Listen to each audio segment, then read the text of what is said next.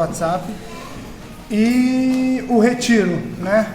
Quem quer ir, quem já deu o nome, tem que pagar. O João sempre fala aqui, todo domingo.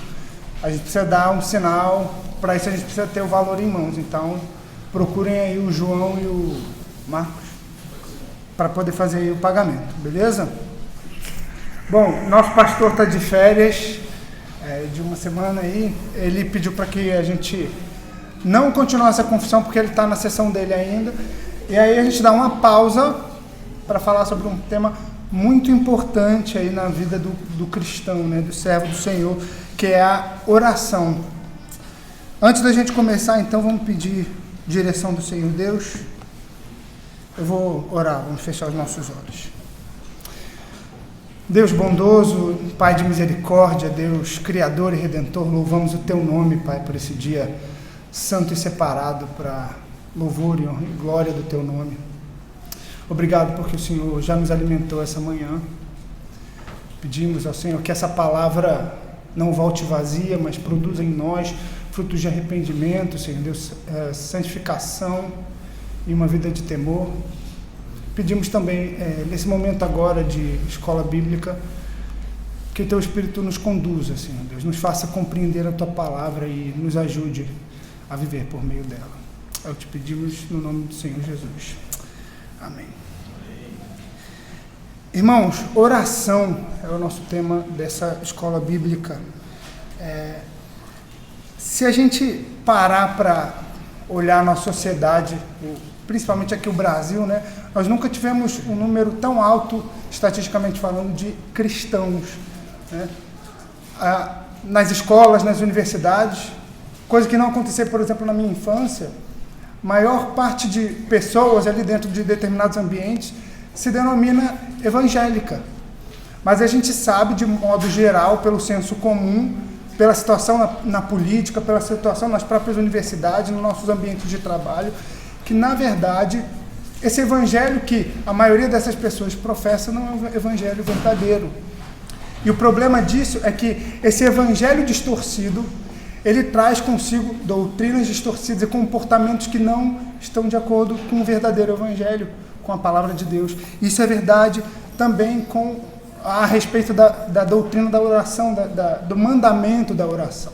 E está muito claro nas Escrituras, não só que isso é um mandamento, um dever nosso, mas como é um dever nosso viver esse determinado comportamento, porque assim o Senhor ordena em sua palavra. O nosso objetivo hoje, então, é entender o que é a oração e como fazê-la para a glória do Senhor Deus.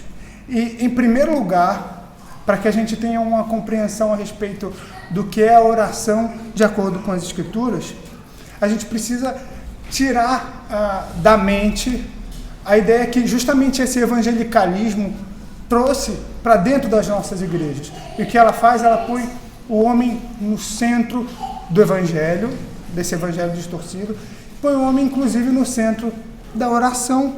O primeiro ponto que eu queria que nós víssemos a respeito do que é a oração, pode passar o primeiro slide, por favor? Aqui a oração é um oferecimento de nossos desejos ao Senhor, segundo a palavra de Deus. Então, a primeira coisa que esse evangelicalismo, esse falso evangelho trouxe a respeito da oração, está trazendo para dentro da igreja, é que o Senhor Deus, ou o Deus que eles professam, é na verdade um gênio da lâmpada, no qual, ao orarmos ao Senhor, nós é como se estivéssemos esfregando a lâmpada e o Senhor Deus estivesse ali apenas para atender os nossos desejos, e na verdade não é assim.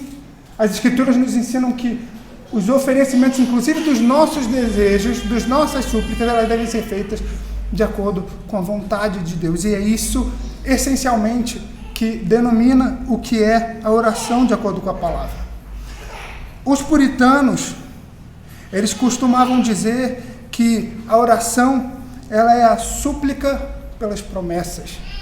E a gente vê a partir daí o quão é essencial a gente meditar na verdade das Escrituras, para que assim nós possamos conhecer essas verdades e então fazer nossas súplicas de acordo com a vontade do Senhor. Então, em primeiro lugar, a oração é um ato que promove comunhão com o Senhor Deus e adoração. O nosso breve catecismo, na pergunta de número 98, sobre o que é oração, ele responde da seguinte forma: a oração é um santo oferecimento de nossos desejos a Deus por coisas conformes com a sua vontade. E abram comigo 1 João capítulo 5, versículo 14. As Escrituras ratificam isso que o nosso documento diz.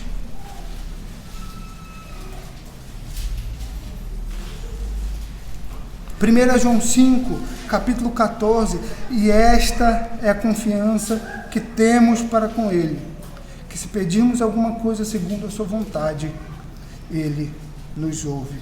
Então, meus irmãos, se nós queremos que a nossa oração seja atendida, ela deve refletir a vontade do Senhor que é revelada na palavra. O Senhor Jesus Cristo, no seu ministério, ele diz a todo tempo, que estaria conosco. Ele envia o seu auxílio, o Consolador, o Espírito para habitar em nós e nos promete assistência, inclusive nos momentos de oração. E é aí que, a partir daí, com a assistência do Espírito Santo, orando no nome do Senhor Jesus, que nós teremos as nossas orações atendidas.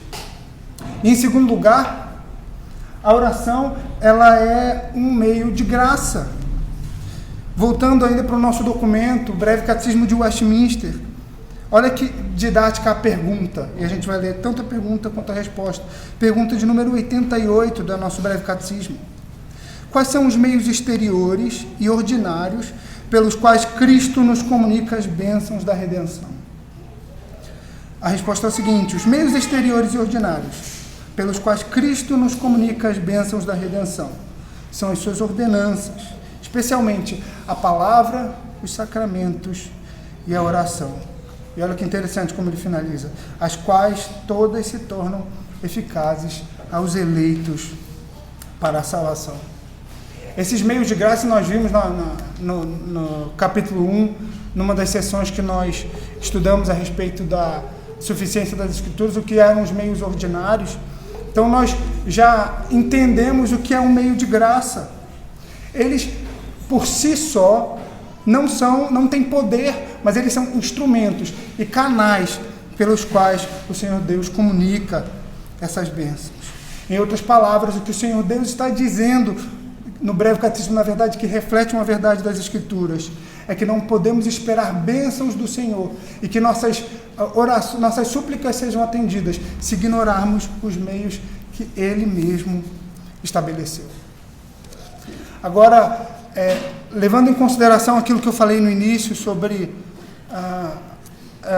mentiras a respeito da oração, adentrando a igreja, um conceito totalmente mundano e antropocêntrico, o que as Escrituras, em primeiro lugar, nos ensinam a respeito de como colocar a oração em prática, é que nós devemos tirar o homem do centro e colocar o Senhor Deus no centro da oração, como é em todas as coisas em nossa vida. Os pastores do passado, norte-americanos, e usam até hoje, eles criaram um acróstico. Vou pedir para você passar o slide para mim. Baseado no livro de Atos. E aí está em inglês, eu coloquei a tradução aí, e ele é bem didático para nos ensinar como a oração deve ser feita. Há passos. Em primeiro lugar, a oração ela é uma adoração, um ato de adoração. Em segundo lugar, ela é confissão dos nossos pecados. Em terceiro lugar, ações de graças. E lá por último, as nossas súplicas. Repara que o que o homem faz é colocar todos esses passos acima, na verdade, ignorá-los completamente e fazer da oração apenas um momento de súplicas.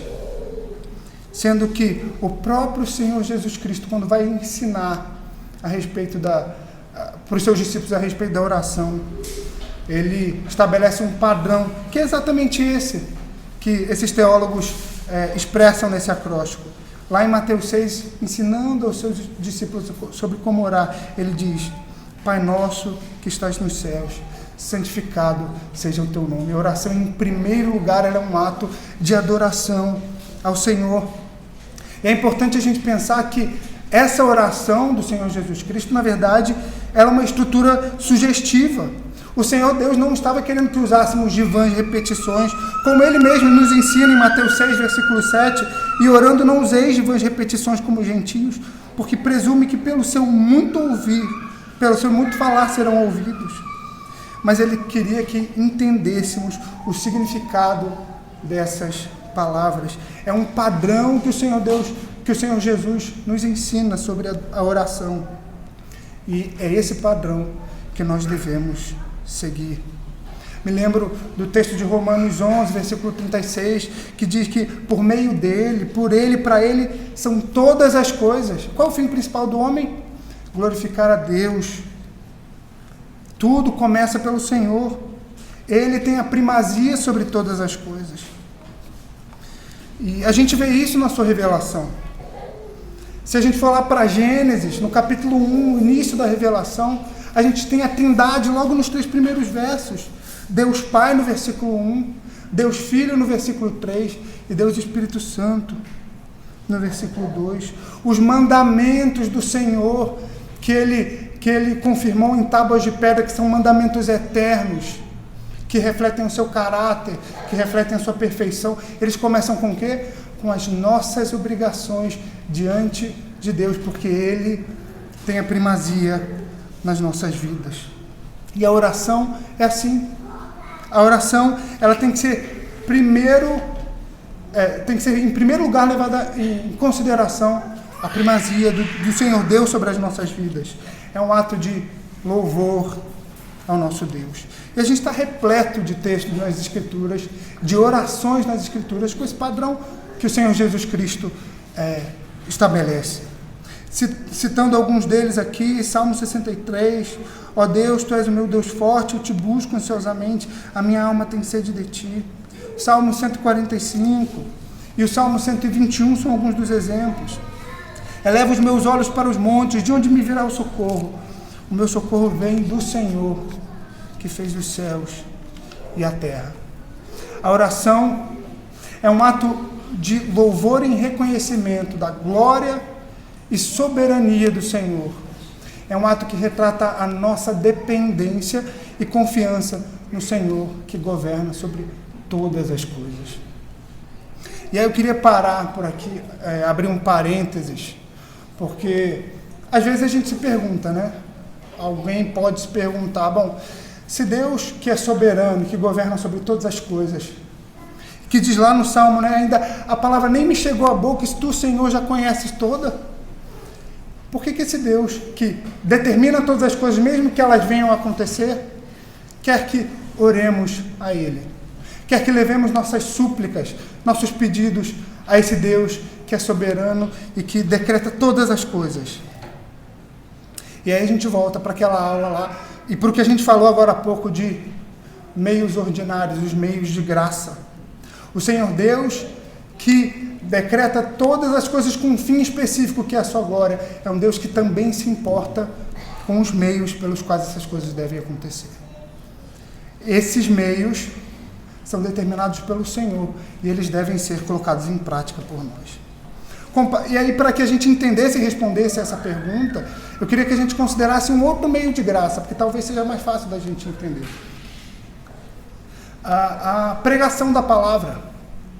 O Senhor Deus, Ele determinou antes da fundação do mundo que os seus eleitos. Apocalipse diz que o Cordeiro foi eleito antes da fundação do mundo. E o apóstolo Paulo ratifica essa doutrina da predestinação. A ideia, meus irmãos, é que o Senhor Deus, Ele tem um plano soberano que é revelado e aos nossos olhos é destrinchado com os acontecimentos na história. Mas parte da maneira em que Ele executa esse plano é através dos seus meios, como o exemplo que eu citei na pregação da palavra. Por isso que a doutrina da predestinação não deve nos fazer esmorecer com relação à pregação do Evangelho, mas por conta desse meio poderoso é que devemos nos engajar na pregação. Ou seja, à luz da soberania de Deus, nós temos uma responsabilidade. Isso é verdade com relação à pregação do Evangelho, isso é verdade também com relação à oração. O Senhor Deus, Ele soberanamente move os corações para que o busquemos em oração. E à medida em que suplicamos a Ele, Ele inclina os seus ouvidos a nós e faz a sua vontade. Os que oram ao Senhor, como eu falei, eles oram na assistência do Espírito Santo. Eles oram em nome de Cristo Jesus. E é por isso que essas orações, elas não podem ser rejeitadas. E nosso Deus, Ele é um Deus pessoal. Não é assim que funciona o nosso culto? Ele nos convoca, nós respondemos em louvor. Ele fala conosco através da palavra, nós respondemos em oração. E através desses meios, como é na oração, nós conhecemos o nosso Deus, nós conhecemos da sua misericórdia, da sua graça, e somos santificados e edificados através desse meio. E através da oração, nós temos comunhão íntima com o nosso Deus. Em última análise, meus irmãos, a oração ela não serve para mover o coração de Deus ou para fazer do plano de Deus melhor, porque Ele é perfeito, mas serve para que percebamos que o Senhor nos ouve quando oramos segundo a sua vontade. E aí a importância de meditarmos na palavra, de conhecermos as verdades do Evangelho. Arthur W. Pink, ele diz: porque Deus é soberano, devemos nos entusiasmar na oração, pois em sua soberania Ele concebeu em seu plano de salvação a oração. Por isso, nossa oração ela não será recusada se for feita pelo Espírito, por intermédio do Filho, com assistência do Espírito Santo. Então, aqueles que fazem pergunta colocando em xeque a soberania de Deus, eles deveriam mudar a pergunta. É óbvio que a oração não muda a mente de Deus, mas deveriam fazer a seguinte pergunta: a oração ela muda as coisas? Sim, mas muda em nosso coração, diante do Senhor, no sentido de que Ele é um instrumento do Senhor para a nossa edificação, para a nossa santificação, para o nosso senso de dependência no Senhor. E é importante a gente pensar a respeito disso, porque orações por coisas que são decretadas pelo Senhor não são destituídas de seu significado, muito pelo contrário, o Senhor Deus nos manda orarmos pelas coisas que Ele decretou na sua palavra. Abram Daniel capítulo 9, versículo 2. A partir do versículo 2 a gente vai ler.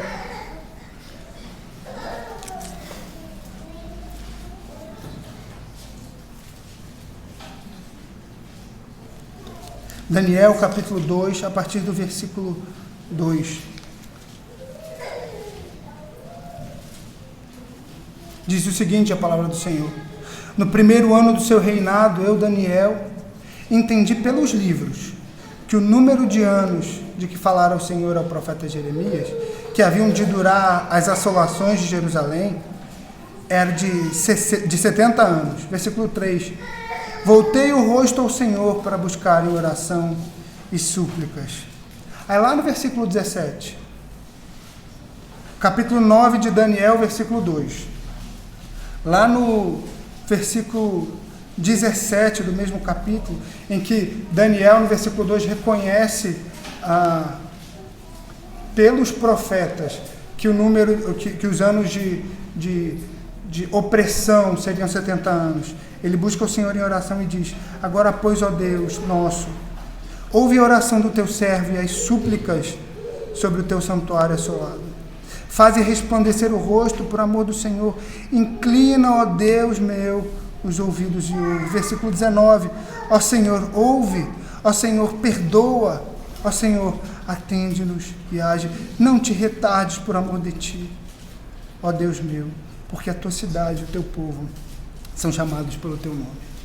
Daniel sabia pela palavra, pelas promessas, que essa opressão ela teria um fim. E mesmo assim, ele faz súplicas ao Senhor. Temos também o exemplo de Jeremias, sobre o mesmo assunto. Jeremias capítulo 29, a partir do versículo 10, eu vou correr um pouco.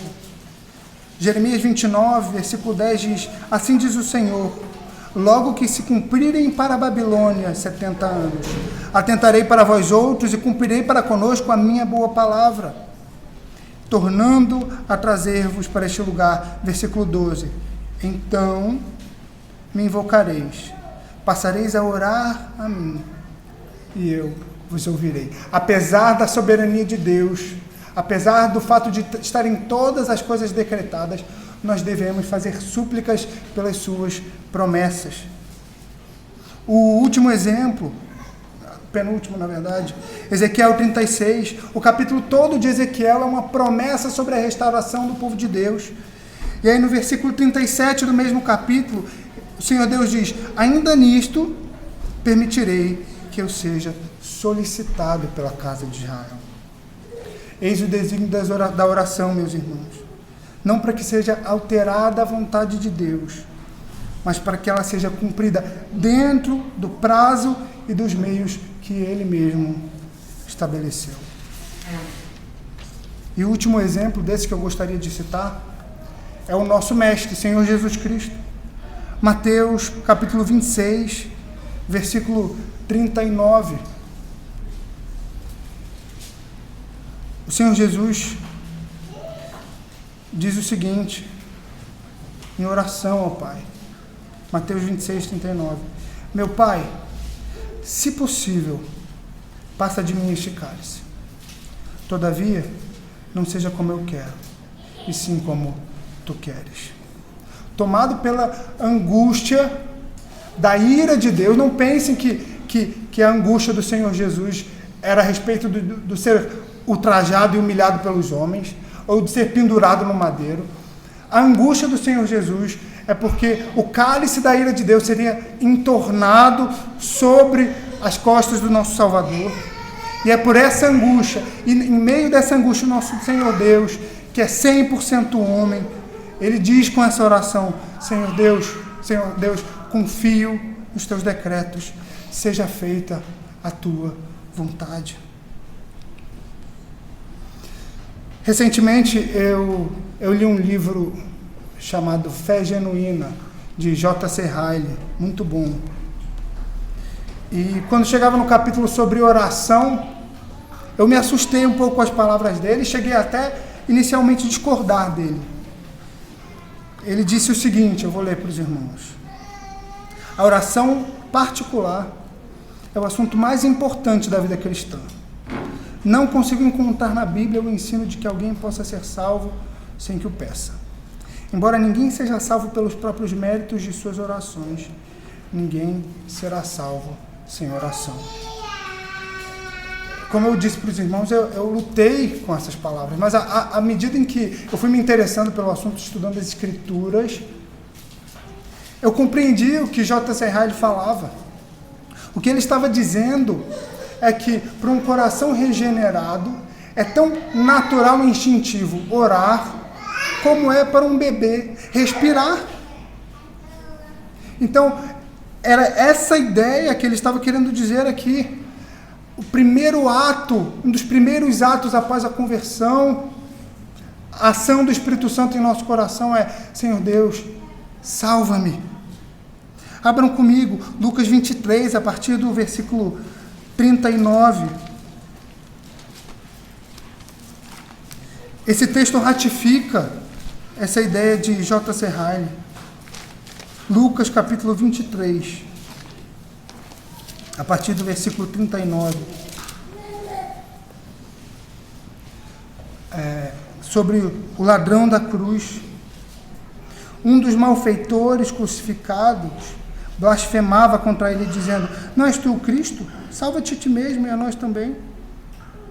Respondendo-lhe, porém, o outro repreendeu-o, dizendo: nem ao mesmo temes a Deus, estando sob igual sentença? Nós, na verdade, com justiça, porque recebemos o castigo que nossos atos merecem. Mas este nenhum mal me lhe fez. O que está acontecendo aqui, meus irmãos? O ladrão da cruz que pelo seu contexto, pelo seu ambiente, ele já conhecia as promessas do Evangelho. E essas verdades a respeito do Messias que viria não atingiram o seu coração, mas assim como aconteceu com outras pessoas que presenciaram a crucificação, a morte e a ressurreição do Senhor Jesus Cristo, e viram com seus próprios olhos o cumprimento da promessa, foram despertados para essa verdade, que o Senhor Jesus Cristo era o cumprimento dessa promessa. E é exatamente isso que está acontecendo com o ladrão da cruz. Ele faz uma confissão, dizendo que ele é o próprio Deus no versículo 40. E aí no versículo 42, o coração regenerado do ladrão da cruz, ele ora ao Senhor: Jesus, lembra-te de mim quando vieres no teu reino, salva-me, Senhor. E o Senhor Jesus prontamente ouve a sua oração. Em verdade te digo que hoje estarás comigo no paraíso. É isso que o ladrão da cruz faz. Ele tem o seu coração regenerado. E como um bebê que respira assim que nasce, ele ora ao Senhor: Senhor, salva-me. E corroborando com essa ideia de J.C. Ryle, a ideia é que um não cristão, ele pode ouvir a palavra, ele pode até ter prazer na palavra, e uma das parábolas do Senhor Jesus nos mostra isso. Ele pode tomar a ceia todo domingo, ele pode subir ao púlpito para pregar a palavra. Mas um não cristão, ele nunca vai ter prazer na presença do Senhor, consequentemente ele não vai buscar ao Senhor em oração. E é por isso, e é isso que J.C. Ryle estava querendo dizer. Um não cristão, ele jamais vai ter comunhão com o Senhor através da oração. Conosco não é assim. Recebemos o espírito de adoção pelo qual clamamos: Abba, Pai. Nossos irmãos pastores ao longo da história, eles deram belos relatos a respeito do seu entendimento bíblico sobre oração. Lutero, ele orava em alta voz para que a sua mente não vagasse e para que o inimigo ouvisse as suas orações ao Senhor, a sua conversa íntima com o Senhor, seu momento de comunhão, de adoração. John Knox, o pai do presbiterianismo, a sua esposa, no dia de seu sepultamento, contou às pessoas que ali estavam que ele orava no mínimo 7 horas por dia, que em seu tempo de matrimônio não se lembrava dele ter dormido uma noite inteira, acordava de madrugada e ela via a cama vazia. Quando ia levantar, ele estava distante da sua casa, nas montanhas, orando ao Senhor. E ela insistia para que ele voltasse muitas vezes por conta do vento, e tentando fazer com que ele voltasse para que ele não pegasse uma pneumonia. E ele falava: querida, eu sou responsável por 3.000 almas, aproximadamente o número de membros da sua igreja. Eu não sei como todas elas estão, preciso clamar ao Senhor pela vida de cada uma delas. Era o que John Knox pensava a respeito da oração. John Bunyan,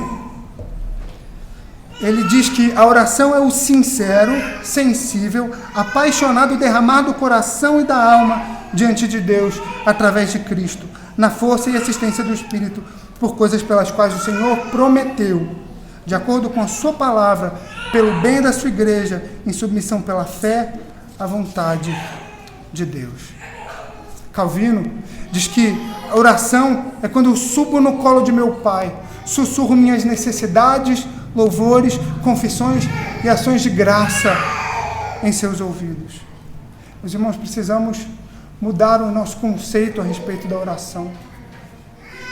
Jonathan Edwards diz que a falta de oração é o reflexo de uma alma que não tem prazer em comunhão com Deus. A W. Pink vai mais fundo. Ele diz que a falta de oração é o primeiro passo em direção à apostasia. Vamos voltar então novamente agora para o nosso grande mestre, o Senhor Jesus Cristo, e considerar o que cada uma das suas palavras na oração, a qual ele estava ensinando a seus discípulos, disse. Eu vou correr nessa parte porque eu fiz questão de deixar os slides aí, para depois, se os irmãos quiserem consultar o texto. Mas qual a ideia? Que a gente percebe que cada trecho da oração de Cristo revela alguma verdade da Escritura ou a vontade do Senhor. Tem muitos outros textos que eu poderia colocar ali. Mas a gente vê que no prefácio da oração, onde o Senhor Jesus diz: Pai nosso que estás nos céus, Ele nos ensina que devemos nos aproximar de Deus com toda santa reverência e confiança, como filhos se achegam de um pai. Na primeira petição, que é: santificado seja o teu nome, pedimos a Deus que nos habilite a glorificá-lo em tudo aquilo em que se dá a conhecer. Romanos 11:36, Apocalipse 4, versículo 11. Na segunda petição: venha o teu reino. Somos ensinados a orar pela destruição do mal, do inimigo, e pelo reino da graça, pela vinda de Cristo. Temos os salmos imprecatórios como exemplo. João 12, versículo 31, o Senhor Jesus nos ensinando a ansiar pela restauração de todas as coisas. Na terceira petição: seja feita a tua vontade, assim na terra como nos céus, de acordo com a pergunta 103 do breve catecismo, sobre a terceira petição, diz que pedimos que Deus, pela sua graça, nos torne capazes e desejosos de conhecer sua vontade, de obedecer e submeter-nos a ela em tudo, como fazem os anjos nos céus. Salmo 103, versículos 20 e 21. Na quarta petição: o pão nosso de cada dia nos dá hoje. Somos ensinados a pedir para o Senhor que dê provisão a nós. Quinta petição: e perdoa-nos as nossas dívidas, assim como nós perdoamos aos nossos devedores. Pedimos por perdão dos nossos pecados, 2 Crônicas 7:14.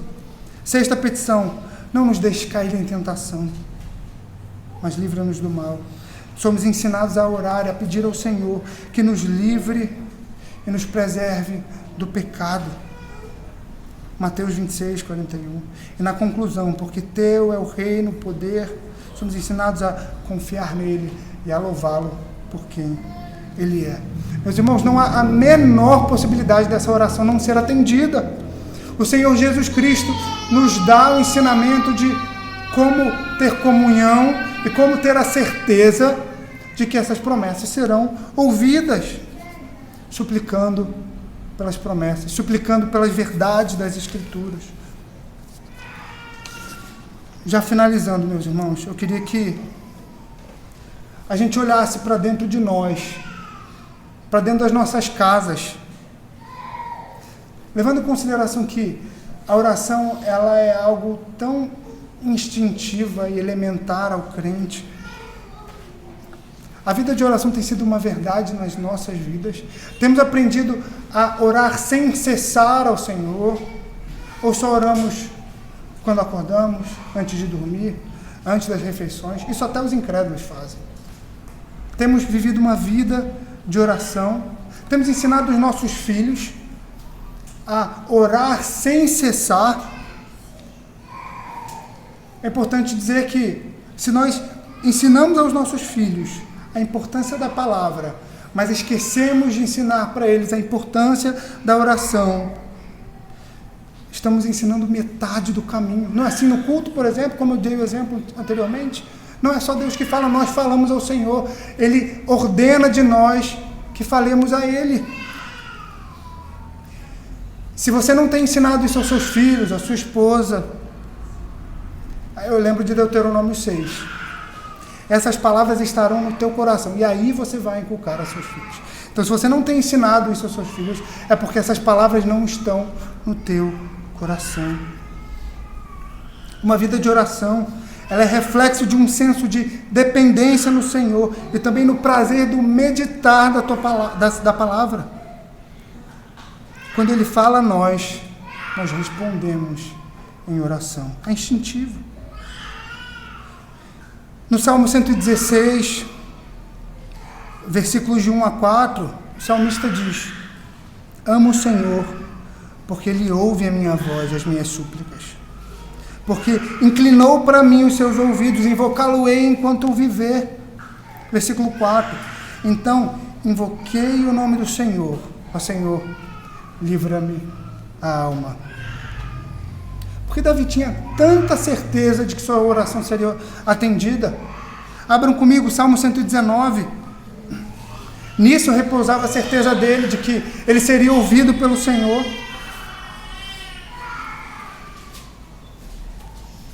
Salmo 119, versículo 97.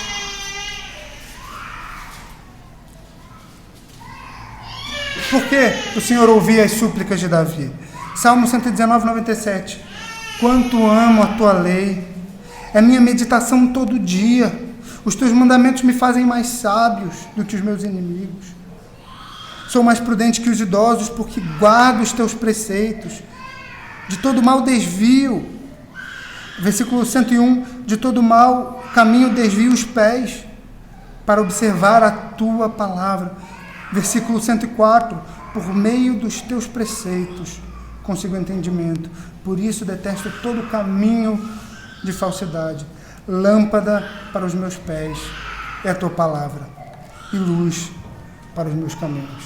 É por isso, porque ele ama a palavra, porque ele medita nela dia e noite, que ele tem certeza que as suas orações serão ouvidas.